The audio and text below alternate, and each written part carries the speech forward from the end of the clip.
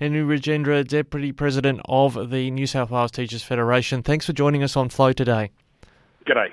Now, we've got some statistics that have come about in Parliament. First of all, these statistics about teacher numbers across the state, how did they actually come to light in the first place? These are questions provided by the government in Parliament when it was put to them the shortages across New South Wales. Yeah, so this is answers to questions raised in question time, I take it, by the opposition? Correct. Yeah, and so there's some concerning stats across the state, but ones we picked up on for our Murrumbidgee listeners. Could you just go into that one in a bit of detail for us?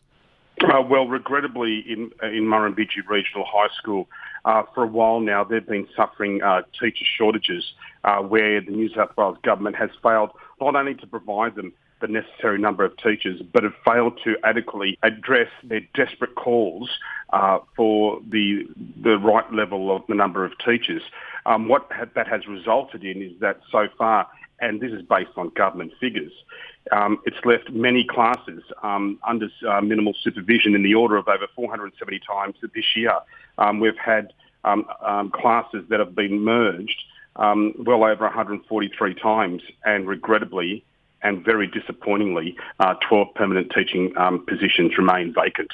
These are desperate times. This is just an example of the staffing crisis across New South Wales, and yes, impacting on Sydney, but the greatest impact, the greatest devastation is across our regional communities. Well, and for teachers as well, there's been incredible challenges now with the long-running lockdown. That's easing in some respects, but doesn't that compound the challenges of when it comes to classroom time, not having that additional support in the class when you've already been struggling through a lockdown?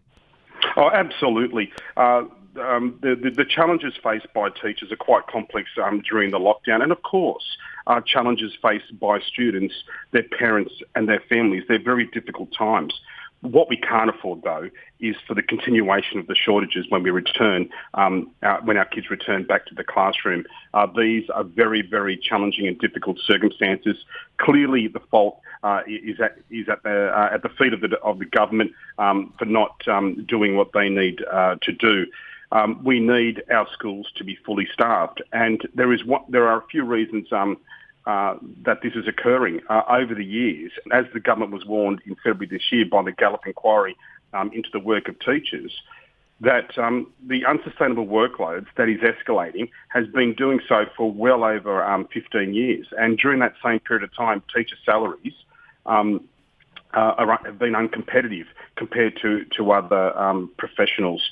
So these matters have to be addressed if we're going to give ourselves any chance of attracting and retaining teachers in regional areas. So looking at that 12 shortage there at Murrumbidgee, for instance, is there a need then for maybe a dedicated incentive package or some sort of indenture to encourage people to go locate there and stick around there?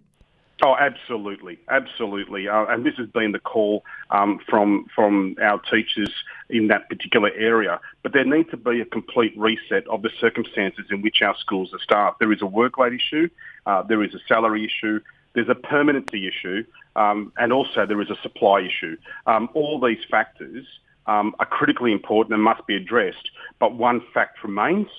The New South Wales government has failed to do anything about any of those factors. Now, I'll question a bit without notice, but because it's something some of our listeners will want us to ask, when it comes to mandatory vaccination of staff, does that contribute in any way to a shortage, or is there a concern, or what's your body's position on mandatory vaccination? Clearly, these are very challenging times, and the health and safety of all people must be paramount. But what remains is this is a public health order. We have been encouraging our members whenever they can to book themselves a vaccination. But of course, we face a significant problem, and that's got to do with access and supply. Clearly, the federal government has failed to ensure the availability and access to vaccinations.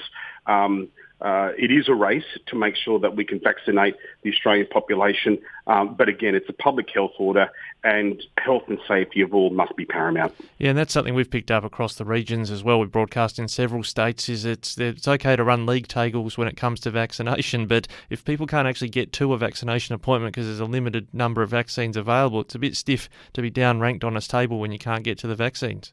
It's a cheap shot blaming the people. The accountability rests with the government, in particular the federal government. They have failed. But again, whilst these circumstances are quite challenging, wherever people can and they're eligible, please make sure you make your appropriate bookings.